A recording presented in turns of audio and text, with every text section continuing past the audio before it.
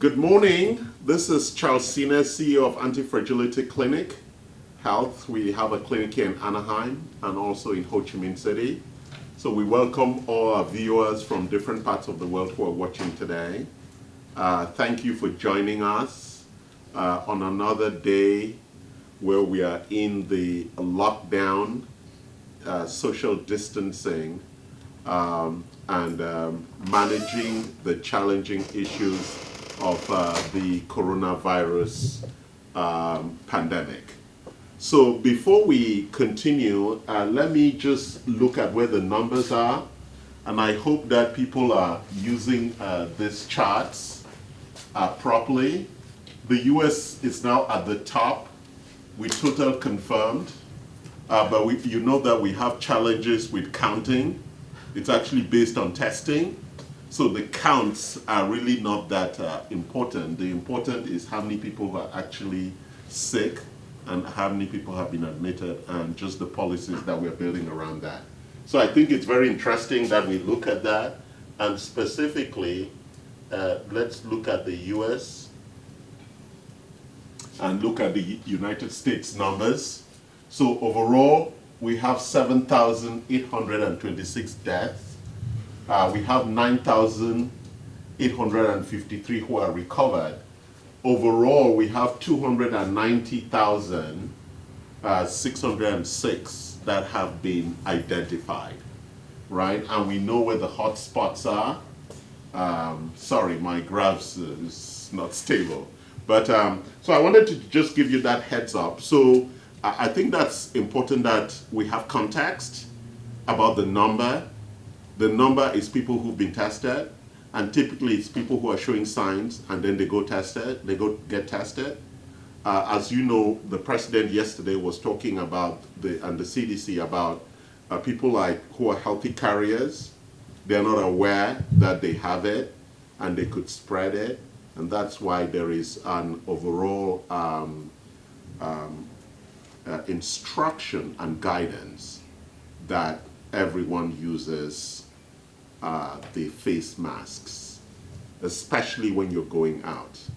But I think that it is important that if we look at the research, countries that have used masks when they're outside actually have had lower incidence and a flatter curve in terms of the spread of the disease and faster recoveries. So I think it's a very important guidance that's emerging around the use of masks. So today we have two things I'm going to talk about. Number one, I'm going to talk about our overall concept of human longevity, which is the stuff that we teach here at the Anti-Fragility Health. All our workshops always focus on human longevity, and human longevity has two parts: health span, which is how long you want to be healthy, and lifespan, which is how long you want to live. So when you ask most people, they will tell you that I want to live a long and healthy life. So conceptually, in the concept of longevity is the issue of a long and healthy life. And so we break it into two components because they actually require two things: a focus on health span, which is to stay healthy as long as you can, and lifespan, which is how you extend your life so that you have a very long life. And we'll talk about that. That's the first part. Then the second part, we're going to have a coronavirus discussion, and that discussion is going to be featured around a mechanistic review, and we've loaded the slides. It's a very technical conversation, and I've loaded those slides on Facebook so everybody who's watching online can download those slides when we get to that topic. So let's start with the first topic. So thank you to all my guests who are joining and watching live. I hope you've been enjoying. From next week, we're going to be splitting this workshop into two sections. We're going to do the first part will be a presentation, and then the second part will be a Q&A, where during the first part you can send questions, and then during the second part I'll answer those questions live. So from next week, we're going to be doing two parts, and we'll try and do it in about an hour. I'm trying to cut down the length of the workshop so we don't spend too much time and too much of your time. I know you're social distancing and you don't have anything else to be doing but watching me. Hey, there you go, right? So watch me for the next hour and a half or so, and let's walk through some of this stuff, okay? So let's start with the first topic, which is human longevity. Every one of us, without exception, wants to have a long and healthy life, right? And the aspect of the long life is what we call lifespan, because we now have technologies and things, and I'll be talking about some of that can stretch your life to 100 years, 110, 120 years. The second part is health span. You want to stay healthy for as long as possible. And across that, we're going to talk about 6 things that are really critical as you address health span and lifespan. So number 1 is nutrition. I call it nutritional biochemistry. So there are 2 things that drive health span with nutrition. Number 1 are diet restrictions. The amount of carbohydrates, the amount of protein, and the amount of fat that you eat. So as we all know, the Mediterranean diet, which is mostly grains and vegetables, and very little, some protein and very little carbohydrate, is encouraged as the best diet. So that diet in itself, and each of us has different diet,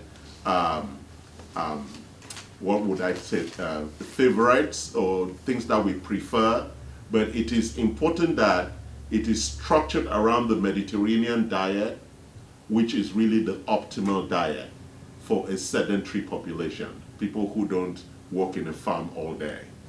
And the key issue we are having with a lot of chronic illnesses is that we still eat as if we work on the farm all day. And so the body actually needs nutrients, not a lot of calories. And most of our diet today, breakfast, lunch, and dinner, is full of calories and really absent in nutrients. On the side of lifespan, the theories around having a long life has always been clear, that if you reduce the amount of calories you eat, you consume, you actually live longer. The Buddhists have this thing that I share all the time, that the maximum amount of calories you should be eating is when you're 20 years old, which is about 2,000 calories. By the time you're 40, you should have halved that down to 1,000. By the time you're 60, you should have halved that down to 500. And the time you're 80, you should be eating only 250 calories a day. So that's the caloric restrictions that actually gives you long life. And the challenge we have today in terms of why we have so much chronic illness and we die early is because we consume too much calories. And therefore the body, the metabolism, the energy required for metabolism is what is really killing us and aging us very quickly.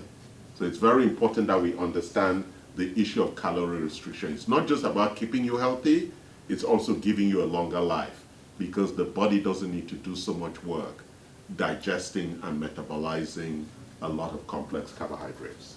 Let's look at sleep. There is no choice about sleep. Sleep is really fundamental to life. Without sleep, we would not be able to survive for a long time. So a lot of people in our culture do not sleep well, and they use a lot of different aids and medications to sleep. That's not natural sleep. We provide things for sleep here that are natural supplements to help you. There are lots of literature out there on hacking sleep if you can't sleep well. One of the things we recommend is that there should be no phones, no television, no radios in the bedroom. And a cool bedroom is actually good for you to sleep well. So putting heaters in the bedroom is not a good idea. Get warmer blankets, warmer pajamas, so that you can actually sleep warmly in a cold environment, in a cold room.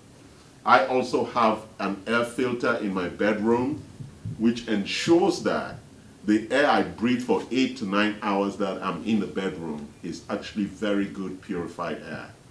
If you live near the freeway, you should not have your windows open, because research shows that the amount of toxicity that you're breathing actually increases significantly your chances for chronic illness and dementia.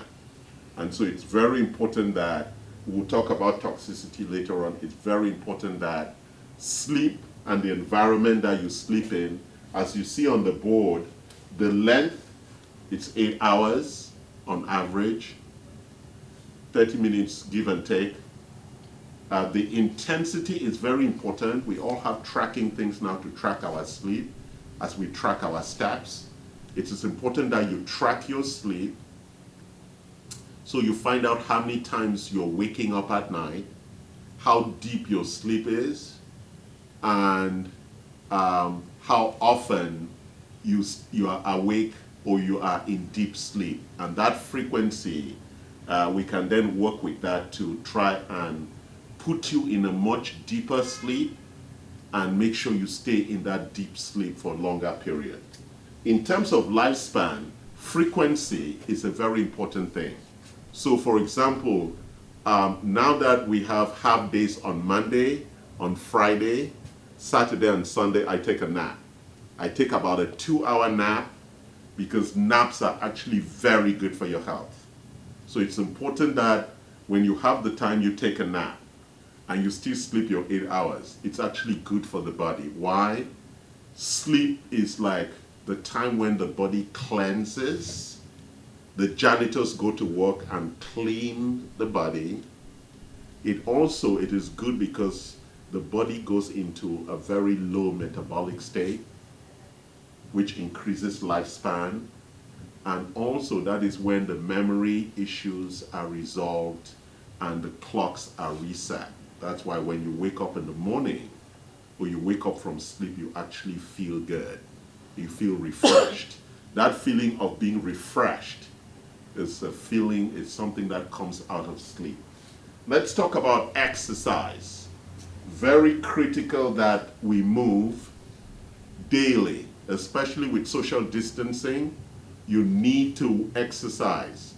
Get a yoga mat in your living room and you can do all the exercises. And there are a lot of examples on TikTok. I was watching one yesterday with this girl. She was on her mat and I watched it for about an hour. I wasn't exercising, she was exercising. But it was exciting watching the different moves and everything she was doing just on her floor mat. And it inspired me, even though I go walking and I try and do some exercises every day, to actually do some at home and actually keep busy, right? So movement and high interval training are very, very important aspects for our health, especially during the corona. But if we want to also live a long life, we have to build strength. Muscle is critical, and stability. So we need to look for exercises that give us strength and give us stability. Those are the two critical physical issues that are required for a long life. Most old people die from falling, and falling comes from lack of stability and lack of strength. And so it is really important that if you're going to live a long time, that you have strength and you have stability. Let's look at supplementation.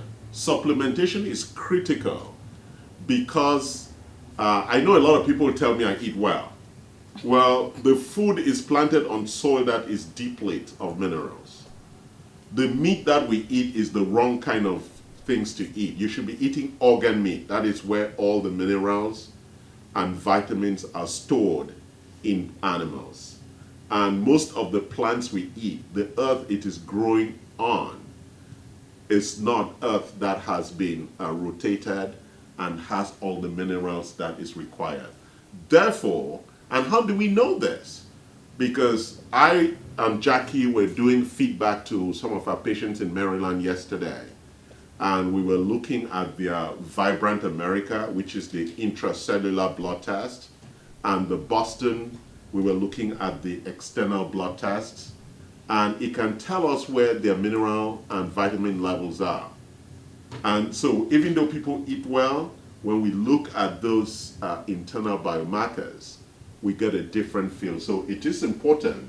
We have structured our recommendations for supplements such that it includes what we call the RDA, which is the required daily allowance, guidance from the NIH and the FDA. We have sheets on it on our website. You can always check that. And for living long, the lifespan, most of you must have read the book by David Smith, right? The book on lifespan. If you read that book, it tells you that there are certain supplements that I now take that are important for improving your lifespan. One of them is metformin, the other one is melatonin, the other one is aspirin, and the other one is NADs. And there are different kind of NADs that are in the marketplace right now. Stress, that's the big challenge about modern life. There are 4 aspects of stress. There's perception, which is the stress we put on ourselves, which is really critical right now. People are losing their jobs, they don't have enough food, they can't socialize. So it creates a lot of stress. People who didn't used to spend a lot of time together now have to spend time together. They have to fix their relationships. That's kind of stressful, especially if you were not talking to each other. Now you have to talk and fight together. For me, being an introvert, I actually have not noticed any difference in my life. I'm not interested in human beings and people, except when I'm at the clinic and at work. When I get home, yes. That's all. That's all. I'm not really. Not family or anything. I talk to them like my partner's here causing trouble. I can talk to her on the phone a couple of times and my other children, but social distancing is just part of an introvert's life. I live in my own world, and it's a very full and informed world. And so I really don't have stresses because there are 2 things that drive perception stress. And it's a choice between fear or hope. And I live in the space of hope. Fear doesn't live, I'm not afraid of anything. And so I live in the space of hope. Where you live in the space of hope, then everything is possible. Anything and everything you want is possible. And that's the space I live in.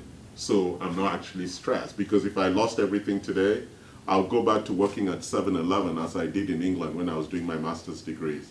And that would not be a problem, right? Filling shelves. I still remember how to fill shelves and count the bread and upload the trucks, and I can still do that. So I'm not afraid of losing my job or my whatever.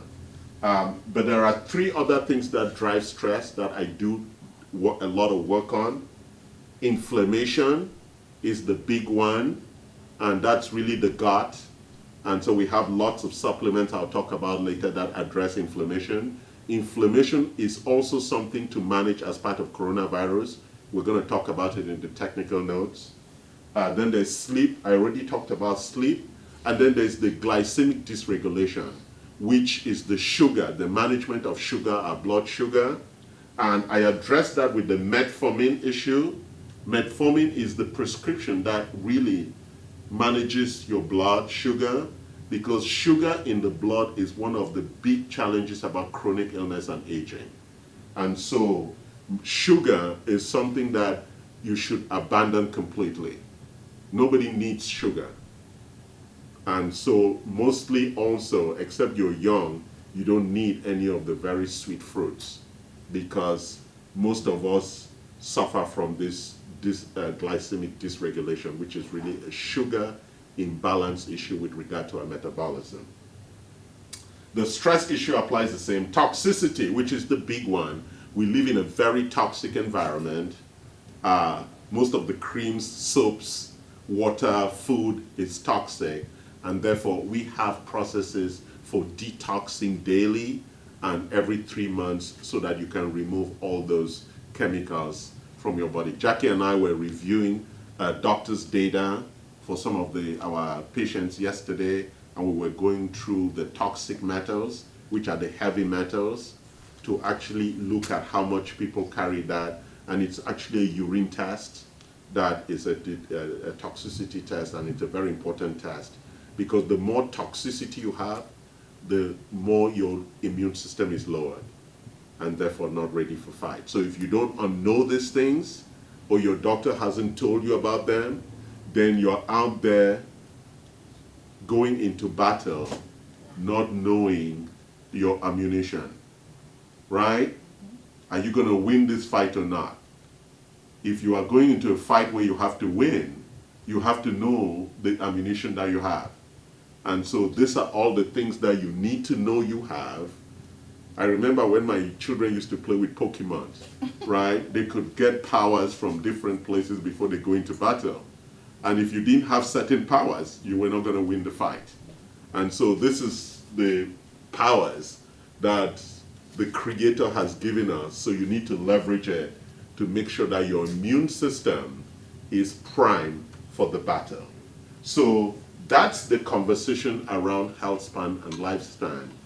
And it positions you to say, how do I stay healthy? And how do I live a long life? Right? Very, very important that you deal with that. I was talking to somebody this morning about health insurance. So I want to just make a couple of comments around that.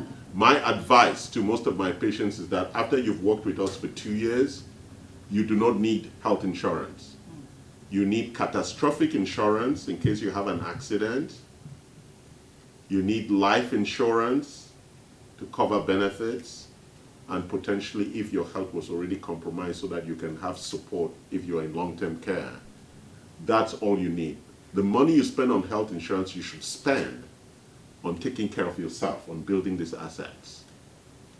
Because that's what is going to be required for the fight, not health insurance. Health insurance is there when you fail. But this is what you need for the fight, right? And the fight, going into that fight, remember that in Ephesians, the Apostle Paul talks to us about the battle, the war, right? When you're going into war, you have to arm yourself with the things that ensure that in the end you are standing. And the war against infections and viruses requires that you win. And to win that war, you must have all the ammunition required for winning. And if you don't have that, and you're depending on ventilators and those things, you've already lost the war. Because the destruction, as you're going to see when we go through the technical notes, of what those ventilators could do to your lungs and that, or even people who survive corona have significant organ damage. And that becomes a real catastrophic issue we're going to face post-COVID. Thank you. So I'm going to stop here. I know there might be some questions online. We're going to take that afterwards. Now let's move to the slides that we have provided online, and we're going to walk through these slides quickly. This is actually a presentation by 3 doctors who were running a webinar for Design for Health, which is one of our big partners. We sell a lot of Design for Health supplements. And they called it COVID-19, a mechanistic review. So I'm going to read through this, and we're going to walk through this. So I'm on page 1. And it says that SARS-CoV-2 spike protein furin cleavage site, the reason for COVID-19 high infectivity and pathogenicity. All right, big words. Yes. Why is the virus so infective, and what is the underlying way in which the infection arises? Infectivity and pathogenicity. So one of the big reasons, so the team of German scientists led by Wolfel and al. Proposed the hypothesis that the extension of tropism of coronavirus is due to the furin cleavage site in the spike protein of SARS-CoV-2. Let's dismantle that. So every protein has receptor sites and landing sites. It's like a helicopter landing site. Every cell has receptors, and because cells are made of proteins, and that is how things go into the cell. They land on a receptor, and then the receptor, the cell engulfs it, and it flows into the cell. So the coronavirus is made of spike protein, and this spike protein has a cleavage site that makes it very easy for it to enter the cell. That's why it's so effective. It has high infectivity because of the access it has into the cell. This cleavage site is not present in the other SARS. It's only present in this new coronavirus 2. The presence of furins on almost all cell surfaces allow a dramatically increased ability to fuse to host cells, facilitating viral entry even in cells that have low expression of the ACE2 receptor. Very important. I know it's technical, but it is important. And we're going to talk about how you then address these underlying issues, right? It's very effective. And so if you haven't taken care of yourself, you're going to get infected. That's why there's a panic. It's very effective. The furin cleavage allows efficient virus entry into basically all cell types, making the COVID-19 easily transmissible at rates up to 1,000 times greater than the virulent SARS coronavirus. That was the SARS that we had before. This is possibly the reason why SARS, that was in 2003, infected only 8,000 people worldwide, and COVID-19 has infected over 1 million people in 1/3 of the time, even though both coronaviruses cause pneumonia of varying severity. Do we get the context now? So for people who are not comfortable with social distancing or wearing masks or are not afraid of this virus, you should be afraid. But your fear should be tempered by hope if you're taking the actions that are required. Let's go to the second page. So it says ARDS, ALI, we're going to explain that, the cytokine storms and NLRP3 inflammasomes, the COVID-19 viroporine connection. Big language. So critically ill COVID-19 patients often develop ARDS, that's acute respiratory distress syndrome, where they can't breathe. That's why they need ventilators. And acute lung injury. What's acute lung injury? When the viruses go into the lung cells, they kill the cells. Those cells, as they're dying, create injury. So if your cells were 100% and they kill 30%, now you only have 70% capacity. That's why you can't breathe, because there's not enough cells to hold the oxygen, right? That's what they cause. They cause the distress where you're struggling to breathe, and they cause injury because there's not enough cells to hold the oxygen. So that's what we call the ARDS and the ALI. Acute respiratory distress syndrome and acute lung injury. The uncontrolled progressive inflammation, right? Because now, as the viruses is attacking the lung cells, that causes inflammation in the lung. It causes acute diffuse alveolar damage. Alveolar is those cells that are actually like spongy, that are managing damage, recognized as areas with ground glass opacity. The cells just disappear. And other areas with increased density but without any recognizable vessels. It destroys the alveolar, the lung cells completely. That's what causes that injury. and so your lung capacity is compromised, right? Is this making sense? Yes. Recently, a kind of inflammasome has been identified as key to the induction of this beginning, right? So this NLRP3 inflammasome has been identified as the induction of this whole failure, this distress and lung injury. So there is an interleukin beta is a potent pro-inflammatory cytokine that is implicated in the pathogenesis of acute respiratory distress syndrome because of the initiation of hypoxemia, where the normal oxygen levels in the blood drop and is induced by a certain level of signaling. So while we're talking about inflammation, because inflammation is one of the things that you want to bring down to ensure that you don't go into distress.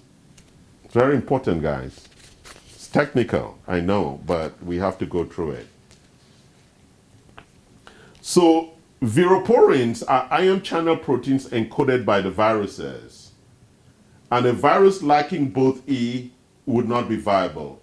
So maximal replication and virulence has been shown to be a direct result of the viroporin proteins E.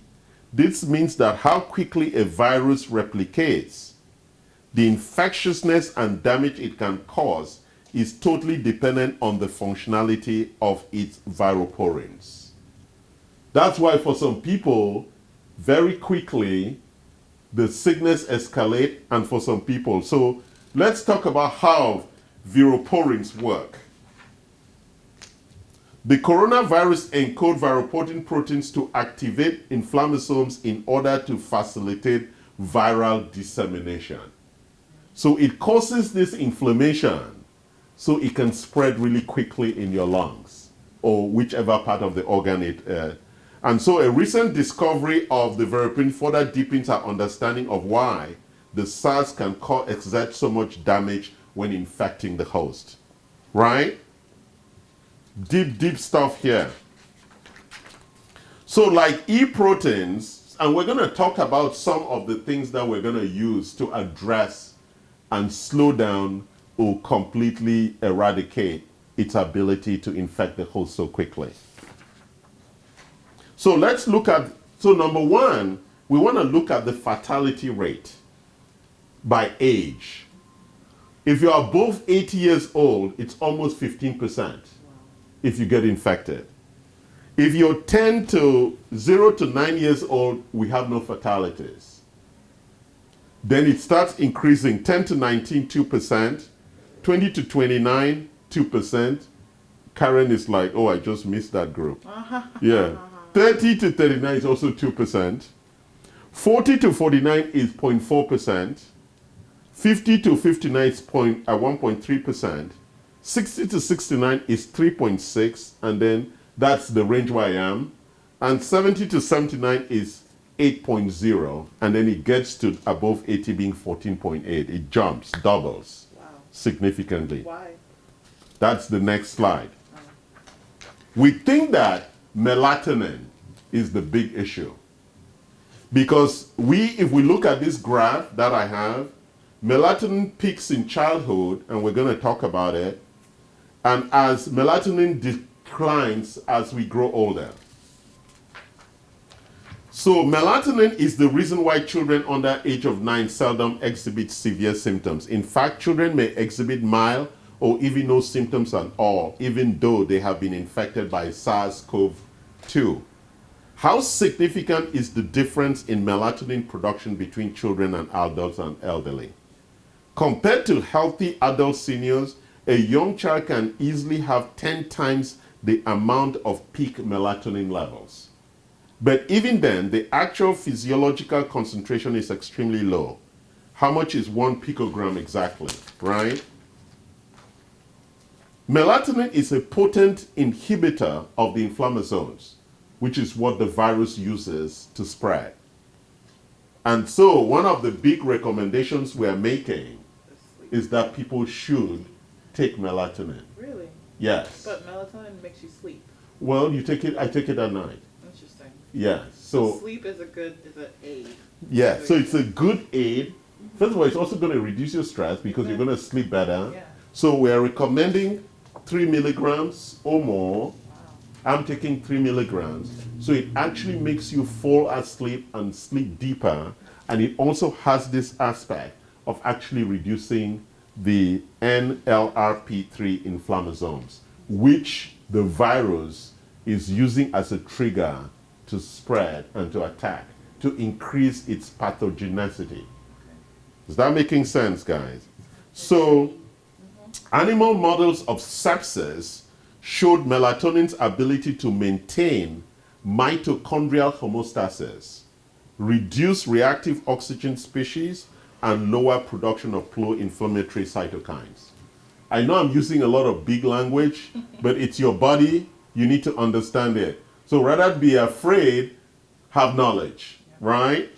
Melatonin was shown to inhibit NLRP3 inflammasomes in mice with myocardial septic conditions, transforming severe myocardial inflammation into mild symptoms, preventing cardiac failure, and significantly enhanced survival rates of septic mice, right? And we have other studies to show that.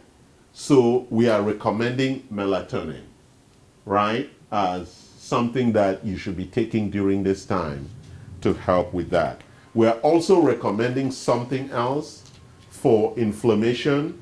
We're also recommending SPM that modulates inflammation as an other alternative, as Karen just mentioned here, for people who don't want to fall asleep, but may want something that just reduces inflammation. Also, melatonin protects lung injury from mechanical ventilation interventions. Isn't that amazing? So for people who actually are going to go be resuscitated or use ventilation to support them, we have evidence that melatonin is a very, very important. And it also supports why pregnant women don't come down with coronavirus, because they say melatonin secretion in the third trimester of pregnancy is more than doubled compared to the first trimester. So women who are pregnant have a lot of melatonin in their body, and that's why research is showing that pregnant women, they have small symptoms, but even the children who are born have no symptoms, even when there's been infection. Now we go to the two other products that are being recommended. Nitric oxide, and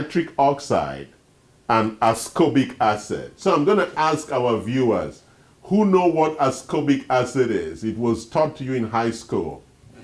What is ascorbic acid? Vitamin C. Oh, yeah.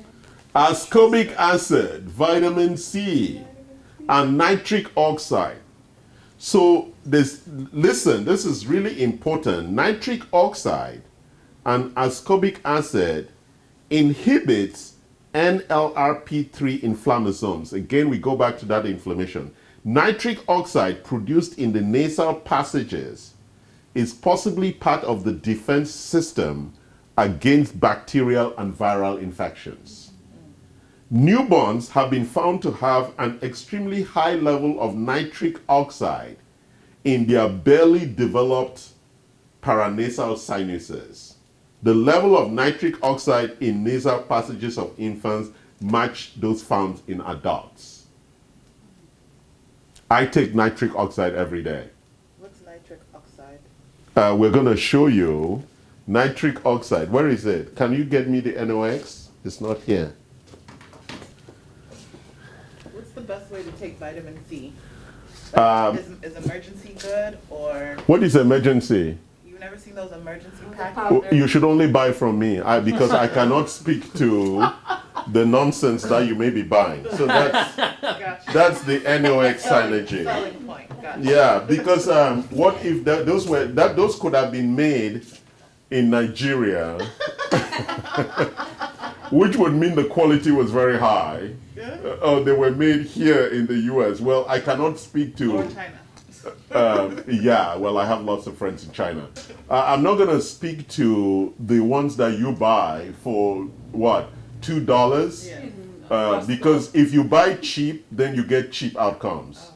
Right. So if you're going to use the right supplements, you want to buy supplements that I sell, because I have the research that backs it up.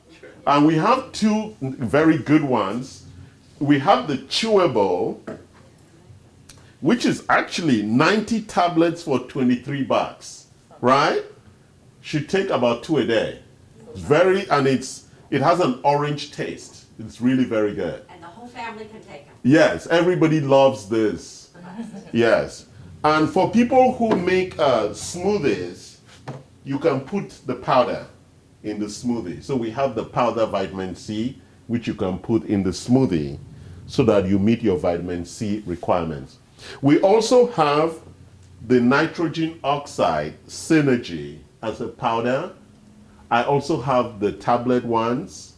Do we have Neo 40 there? Bring some Neo 40. We also have the Neo 40, which I take every day. And after you bring me the Neo 40, can you bring the strips so that we can test Luke, my daughter, and Dinah here to see where their nitric oxide levels are? If you have a low nitric oxide level, we were going to quarantine you because it could be an indicator that the coronavirus has been hanging around you. Oh no. Yes, right? So just bring us the NOx tests. Yes, we can look at the things later on. So in rodent sepsis models, nitric oxide was demonstrated to inhibit. Can you give them the tests so that they do the test and we can look at the levels? We're running out. I thought we ordered more. We ordered more, but it's not here yet. I have one left. All right. He can do it. Let Luke do it. 'Cause I'm gonna. And if Luke fails the test, So what you see that take them, put it there, and then you put We're it. gonna watch this. Is your hand clean? Let's go wash your hands. no, you can put the spit on the tip of your tongue, and bring spit to the tip of your tongue. Why are you laughing? Bring spit to the tip of your tongue, and then see so that you have enough spit there, and then put it there. Yes. There's just Yeah. Mm-hmm. Make sure you have enough. Come on. Put it. Yeah, what is happening? He wants to do it perfectly. Wet it. Don't be afraid of it. Wet I'm it. afraid of the sticks. Yeah, wet it. I think it's going. I see some. Oh yeah, Change. color. Okay, measure it against the can. Let's see how Luke is doing. I think he needs to wet it a little bit more. Yeah, no, Okay, that's good. it doesn't wet it. Okay, go ahead. It's not gonna improve it. How is he doing? Let's see. Oh, he's low. Yeah. You see the point? He's low. Come Uh, on, you need to be up. Find out if we have more strips. I wanna it's show not changing you. colors. Yesterday when I did it for my friend, I tested mine. I was at the highest level. Yeah. Of course you were. Yes. Of course you were. Because I pay attention to knowledge and I take action. So your nitric acid and your vitamin C are critical, as you see from this research. Ascorbic acid can dose-dependently inhibit inflammations both in vitro and in vivo. Thus, the combined use of melatonin, ascorbic acid, may prove to be the most effective treatment for COVID-19 patients, especially those with cardiovascular and hypertension comorbidities. Should we just dispense vitamin C then to people and melatonin instead of? Well, but that's what I'm encouraging them to do, and that they. So if you can take melatonin, and actually it is some of our cheapest solutions here. The melatonin has 60 soft gels for $13. So even if you sleep, you're a good sleeper, you're suggesting that we still take melatonin? Yes, because your melatonin levels are low. Okay. So just because you sleep doesn't mean you have good levels of melatonin. Okay. Yes. Okay. Right? It's good to supplement it because it actually works against allowing COVID-19 to infect and spread. Okay. So even if you got COVID-19 and you're taking melatonin, nitric oxide, and vitamin C, it's not going to affect you. Your lungs, it won't, Yeah, you will just have mild symptoms and it goes away Yeah. because your body crushed it. Yeah. Does that making sense? Right. Okay. It is true that, so let's look at the long-term effects of COVID-19 infections, the ACE2 connection. It is true that most people would recover from COVID-19 infections. However, you know, when I was in England, I loved that word. The minute somebody said however, you know that you're going to get bad news. You know, the English language is very cool about that. So it says most people would recover. However, because SARS-CoV-2 binds to ACE2, we need to find out if there are any longer-term effects of COVID-19. The manner in which SARS-CoV-2 infects host cells by binding to ACE2 receptors, right? So it's using that landing pad, and it lands on the ACE2 receptor on the cell. Which is the lung? Or No, the cell, come on, I was explaining that. No, ACE2 receptor. So this is the cell, and the cell has these landing sites called ACE2 receptors. They're like that. Okay. The coronavirus comes with spikes, and the spike has the furin. Remember, I spoke about it in the beginning. It's called the furin cleavage site. From the spike protein, the furin cleavage site binds onto the ACE receptor. All right? That's how the binding happens. Right? The manner in which the SARS-CoV-2 infects host cell by binding on the ACE2 receptors makes this coronavirus especially dangerous for patients with underlying cardiovascular diseases, increasing their risk of death. It is not unreasonable to assume that there can be substantial damage to the cardiovascular system over the long term as the result of COVID-19 infection. So even for people who recover, who have already cardiovascular issues like high blood pressure, high cholesterol, and all the other issues with your cardiometabolic, even after recovery, it's very dangerous, right? So ACE inhibitors and COVID-19, the connection to cardiovascular disease, hypertension, and diabetes. Even more disturbing is a 12-year follow-up survey of 25 patients who recovered from SARS-CoV infection from 2003. 68% had hyperlipidemia, 44% had cardiovascular system abnormalities, and 60 had glucose metabolism disorders. Compared to individuals without a history of SARS infection, patients who recovered from SARS exhibited significant dysregulation in lipid metabolism. Right? Lipid metabolism that we measure. So let me summarize and end this session. SARS-CoV-2 may be 1,000 times more infectious and virulent than SARS-CoV due to the furin cleavage site in the spike protein. The furin cleavage site, which binds to the ACE2 site on the cell. That's where it lands.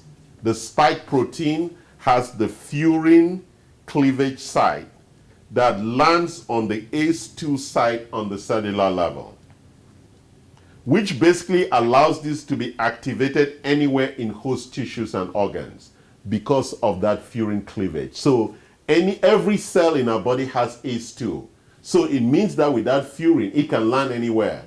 That's why people show cough, fever, digestion issues. There are different symptoms they show based on where it attacks you. Activation of SARS-CoV-2 allows it to bind effectively to ACE2, which is what we've been talking about, causing more damage and destruction in the vital cardiovascular system and other critical pathways involving angiotensin converting enzyme 2. That's ACE2.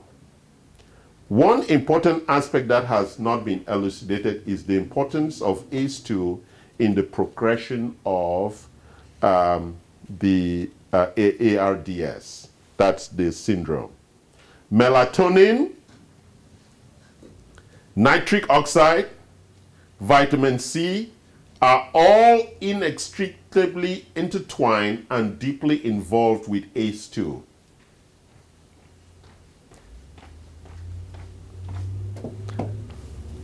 Melatonin, nitric oxide, and ascorbic acid can reduce COVID-19 virulence by inhibiting the NLRP3 inflammasomes to stop the perpetuation of cytokine storms. Cytokine storms is the fever that results during the infection. And what are cytokine storms? As the cells are dying, they produce these chemicals that cause the fever, that cause the body's temperature to rise. And what they're saying is that these three things would help in that. There are critical roles in biochemical reactions and biological pathways that involve ACE2 must be fully explored as part of our fight against COVID-19. That's our technical conversation for today. And so let me just look at the products again that we've talked about and mention some other products. That's the melatonin. That's the 3 milligram. We sell that for $13.25 on our web shop. That is the NOx nitrogen oxide synergy. We sell that for $46.25. It's a powder. You can mix it with your drink. The vitamin C comes in either the powder form or in terms of the chewable. And we also have an SPM solution that helps with inflammation. And then we have some of the other things here that you can use for building up your immune system. So we do feel that we offer a very comprehensive solution for prevention and for people who are already under attack. We know that certain drugs have been approved already, hydrochloroquine, which I used to take in Africa for malaria. That's been approved already as one of the things to fight, and it actually addresses the cytokine storm, and it also reduces the fever, and it has actions that are similar to the things that we're talking about today. That was it for this week. The Vivaseed. We have the Vivaseed that we had. I took that, and actually that and this, when I say it eradicated whatever I was feeling a couple of days ago, I think that you should, definitely promote this. Yes, and for people. Veracid. Yes. It was very, very good. Yeah, so that's the Veracid. You want to give me that? Absolutely. So this is from Research Nutritionals. So good. That's the So MyCP. powerful. It's a targeted microbial support. So my daughter came in here with a sore Almost a throat. fever. Yeah, and fever. And so you put how many drops in the I water? put 2 to 3. Yeah, 2-3 drops, I think twice a day, I Twice told a day, you. yeah. I told her it's a very expensive product, but she's my daughter, so she got it for free. That's almost $80. $80 for that. So good. Yes, so it's a good. very important product. I mean, instantly. It instantly took away the inflammation in my throat. Yes, It was very, kills the very- inflammation. Yeah. And then we have Veracid that has the licorice and the andropholos that everybody talks about. So good. It has the astragalus and all the things that the areola fruit. So most of the Chinese research talks about these natural things that are very good for the virus, and Veracid has all of that. We're selling it for $37 on Amazon. At one point, it was selling for $127. Today, no, it even went up to $400 $400 for this. Yes, Wow. people were looking for it like crazy. Because it's so powerful. It's so So good. I take this every day, because the transfer factor multi-immune also is like the Veracid. It has everything. It has the zinc, the selenium, and all the other extracts that Veracid has. So that's what I take. What is it? It's called transfer factor multi-immune. Okay. It's a complete immune system. I take that every morning, and that one is a cheaper one. It's $46.98. 90 capsules in this. I think I take about how many? I take 3. A day? I take 3 a day. Yeah, 3 capsules. So we have the vitamin D here, and we have the selenium, and we have everything else that you need. We have another very powerful supplement that I use for if I ever have sore throat. The minute I have sore throat, I take this. This is our most expensive supplement for the immune system. It's really recommended for cancer patients. It's $200. Wow. Yes, and it's What does it do? It's boost your immune system. Okay. It's fermented wheat germ Why is it recommended for cancer patients? because it's very powerful. Yeah. Yes, it's a powerful. I don't take that except if I'm sick, and I don't recommend people take it except they're sick. So I take the much more lighter products, but they recommend that for cancer patients where they need natural killer cells and T cells to be, you bring in the special forces. We call that the special forces. You don't need special forces to kill a fly unless things are not working So I have a well. question. Yes. You said that the corona will attack any organ, can attack any organ. Any cells. Any cells. Yes. So is it attacking weakened cells? Correct. Or is it attacking... It goes to your area where you're compromised. Okay. Okay. So if your lung is already compromised because you used to smoke or you have problems like COPD patients, Right. they already have a compromised lung system.